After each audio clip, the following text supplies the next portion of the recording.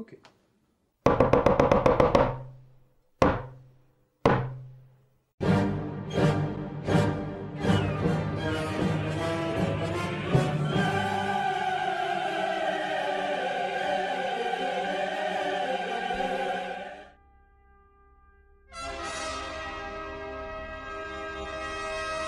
Phèdre donc. Phèdre est une pièce du théâtre classique écrite par Jean Racine en 1677. C'est une tragédie qui répond parfaitement à toutes les règles du théâtre classique. On rajoutera aussi la catharsis vu que c'est une tragédie. Si ces notions vous sont, comment dire, un peu floues, je vous invite à aller voir la vidéo où je parle du théâtre classique en cliquant juste ici.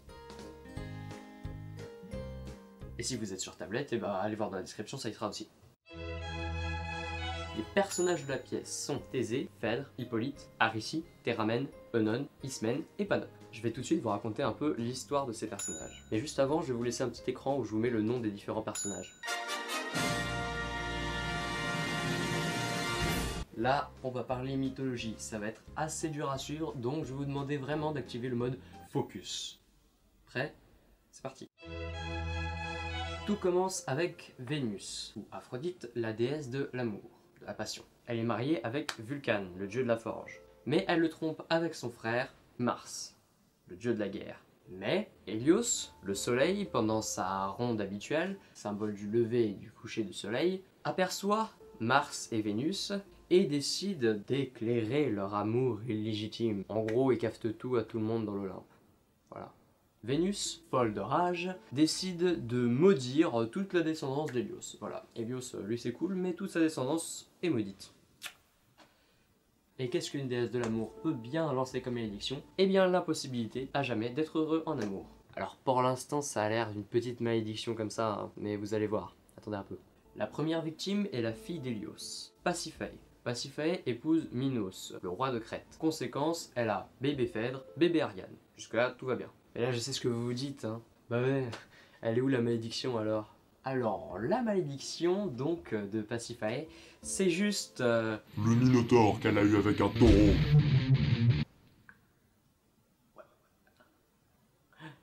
Ouais. Quand je vous disais malheureux en amour. De l'autre côté, Pandion, le roi d'Athènes, a deux fils. Deux qui nous intéressent, Palante et Égée. Palante est le père des Palantides, soit 50 fils. Et ouais, 50 bonhommes. Ça y allait hein, dans la Grèce antique. Et il est aussi le père d'une fille, Aricie. Et Égée, lui, il est le père de Thésée. Plus soft niveau marmot. Égée demande à Thésée d'aller tuer le Minotaure, qui est enfermé dans un labyrinthe sur l'île de Crète. Thésée part en bateau, et il passe un accord avec son père qui stipule que quand il rentrera, si les voiles noires sont tissées, c'est que la mission a été un échec et que Thésée est mort. Et si les voiles blanches sont tissées, c'est que la mission est un succès. Bref, Thésée part pour l'île de Crète, et là-bas, il rencontre Ariane et Phèdre, et il promet le mariage à Ariane. Ouais. Attention spoiler, Thésée est un chopper. Et attends, mais ça rime? Ah ouais? Bah, j'avais même pas remarqué, tu vois. T'es trop fort en fait. Ah oui, bref, c'est pas pour me vanter, mais bon, quand même, on va se cacher que je suis pas peu fier là. Bref, Ariane lui tisse un fil de ses cheveux afin qu'il puisse se repérer dans le labyrinthe. C'est le fameux fil d'Ariane. Thésée va donc dans le labyrinthe, il pourfend le Minotaure et ressort tout clinquant, tu vois. Il repart de Crète avec Ariane et Phèdre, et sur le trajet, il abandonne Ariane sur une île déserte. Voilà. Il s'est lassé, quoi. Ça, c'est pour la malédiction d'Ariane. À son retour à Athènes, il y a Égée qui scrute la mer en attendant le retour de son fils, et là, Thésée, il a oublié de mettre les voiles blanches. Du coup, Égée se jette à la mer. Et meurt. Depuis, on appelle cette mer la mer Égée. C'est là que Thésée décide d'épouser Antiope, la reine des Amazones, avec qui il a un enfant, Hippolyte. Mais il y a une attaque sur Athènes et Antiope meurt. Et c'est là que Thésée épouse Phèdre. Enfin! Entre-temps, les Palantides qui désirent le pouvoir décident de renverser Thésée, qui les tue tous.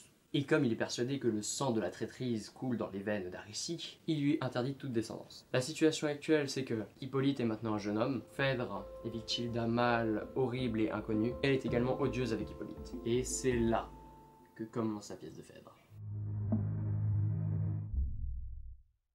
Bon, celle-ci je vous la laisse. en version courte, hein. Mais je vous la laisse. Bah ouais, je sais, mais il y a juste trop de trucs importants qui sont dits en une seule scène, donc je vous la laisse. Je pars, cher Théramène. Depuis plus de 6 mois éloigné de mon père, j'ignore le destin d'une tête aussi chère. J'accomplirai mon devoir et ferai ces lieux que je n'ose plus voir. Et depuis quand, Seigneur, craignez-vous la présence de ces lieux si chers à votre enfance? Cet heureux temps n'est plus. Tout a changé de face depuis que ces bords les dieux ont envoyé la fille de Minos et de Pasiphae. Quel péril pourrait vous faire accourir? Une femme mourante et qui cherche à mourir. Sa vénimité n'est pas ce que je crains. Hippolyte, en partant, fit un autre ennemi, cette jeune Aricie. Quoi? Vous-même, Seigneur, la persécutez-vous? Si je la haïssais, je ne la fuirais pas. Oh. Ça ne sert pas à grand chose, hein, c'est juste une introduction à la scène 3, on passe. Là, on découvre une Phèdre accablée, tourmentée, maladive et aussi un poil plaintive. D'où la réplique culte. Tout m'afflige et me nuit et conspire à me nuire. Elle part même de se suicider. Œnone lui dit que non, ce serait trop bête. Et la Phèdre, la boulette, elle laisse échapper qu'elle aime quelqu'un. Alors Œnone, elle veut savoir qui c'est. Elle lui fait un petit chantage au suicide. Et la Phèdre, elle nous dit: tu connais ce fils de l'Amazone, ce prince si longtemps, par moi-même opprimé. Oh. Et ben la voilà, la malédiction. Et là, Phèdre retombe dans son profond désespoir. Quand tout à coup, bim bam boum, coup de théâtre. Qu'est-ce qu'Antiope nous apprend? Je voudrais vous cacher une triste nouvelle, madame, mais il faut que je vous la révèle. La mort vous a ravi votre invincible époux. Au début, Phèdre est accablée. Mais Œnone lui dit que, vu que Thésée est mort, son amour devient un amour ordinaire, et qu'elle pourrait même proposer à Hippolyte de régner avec elle. Et là, dans la tête de Phèdre, bah c'est un peu ça.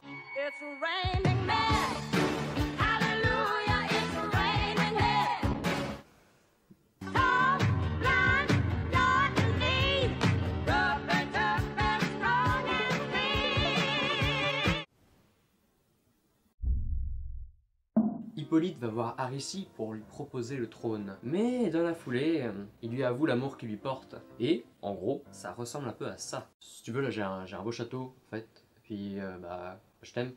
Du coup, bah, tu veux m'épouser ou... Je sais pas.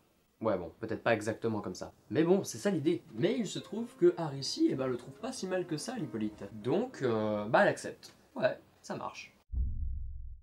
Mais juste après, Hippolyte est appelé par Phèdre. Encore une fois, juste une intro, on passe. Et là, Phèdre, méga boulette, elle avoue son amour à Hippolyte, qui le prend pas super bien, hein. Il la rejette, mais sans violence, hein. Non, non, il est juste choqué. Bref, Phèdre, qui réalise qu'elle a pas bien joué sur ce coup-là, décide de se suicider. Et pour ce, elle se saisit de l'épée d'Hippolyte et tente un harakiri. Mais Œnone l'en empêche et l'emmène en dehors de la scène. Ramène par là Hippolyte qui est choqué. Et là, bim bam boum, deuxième coup de théâtre. Qu'est-ce que nous dit Théramène? Un bruit sourd veut que le roi respire. Ça sent mauvais pour Phèdre. Là, Phèdre, un petit peu déçu de sa tentative de séduction de tout à l'heure, se plaint à Œnone et veut mourir encore. Et Œnone quitte la scène. Phèdre se plaint à Vénus. Oui, Phèdre se plaint beaucoup. Mais elle a pas de chance, elle est maudite quand même. Et là, Œnone revient, un brin pressé et apeuré. Et là c'est la panique. Œnone vient de voir Thésée débarquer à Athènes et Hippolyte le suit. Bref, Phèdre est foutu. Mais là, Œnone a une idée, brillante, fourbe, qui pourrait se résumer par... Et pourquoi ne pas accuser Hippolyte à votre place? Faire croire que c'est lui le fautif dans toute cette histoire. Phèdre refuse d'abord, mais quand elle voit Thésée et Hippolyte arriver, elle confie les rênes à Œnone, lui laissant carte blanche. Thésée est super content de rentrer au bercail. Il va pour embrasser sa femme. Et là, Phèdre lui met un stop. Par la maman. Thésée, bah, il trouve ça chelou. Il demande ce qui se passe à son fils. Hippolyte lui répond calmement qu'il souhaiterait disparaître à jamais des lieux que son épouse habite. Et il part. Hippolyte est un peu en stress. Mais bon, il se dit que de toute manière, ma foi, l'innocence n'a rien à craindre. Là, Œnone, qui a les rênes, raconte n'importe quoi à Thésée. Elle lui dit que c'est son fils qui a fait des avances à Phèdre, qu'il l'aurait même forcé, violenté, et pour preuve, montre l'épée d'Hippolyte. N'importe quoi. D'ailleurs, Thésée, Ouais, il le croit. Là, Thésée recroise son fils, et il lui passe un de ses savons. Mais là, il y a quiproquo. En effet, Hippolyte ne sait pas du tout qu'il est accusé d'inceste. Du moins au début. Il avoue alors à son père son amour pour Aricie. Mais Thésée ne veut rien entendre. Il croit que c'est juste un subterfuge de la part d'Hippolyte. Il invoque même la colère de Poséidon, et lui dit de faire ce qu'il voudra de son fils.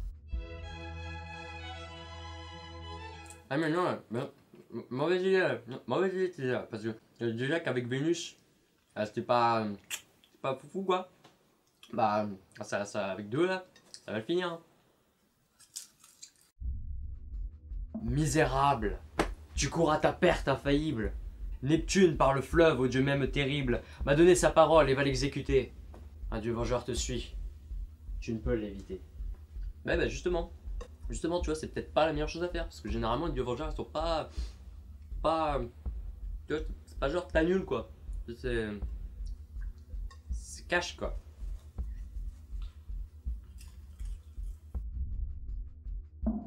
Là, Phèdre arrive, elle est prête à tout avouer, sauf que à ce moment précis, Thésée lui dit qu'Hippolyte prétend aimer Aricie. Mais, dit-il, je sais relever un frivole artifice. Alors là, Phèdre, jalouse, elle ne dit rien du tout. Et maintenant, dans la tête de Phèdre, bah c'est plus ça.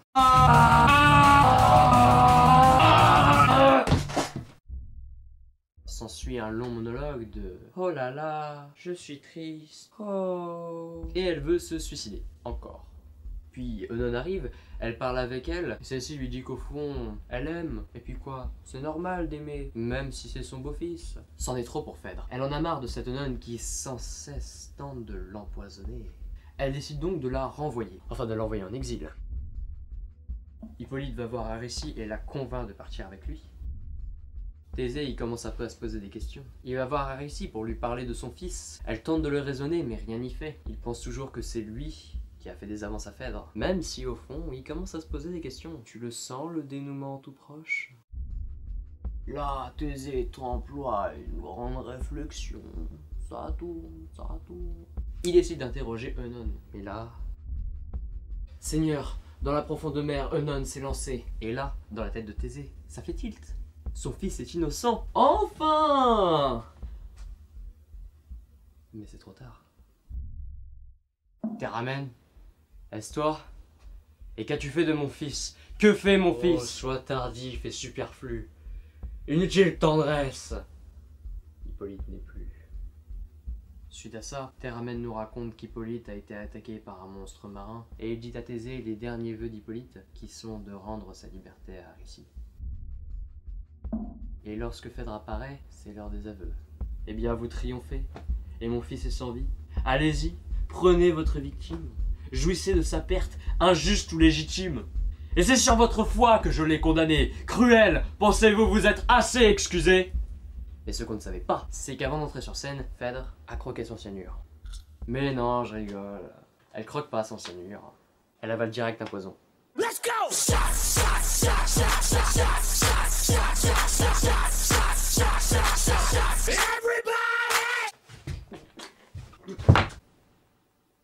Enfin bref, bien entendu, Phèdre meurt.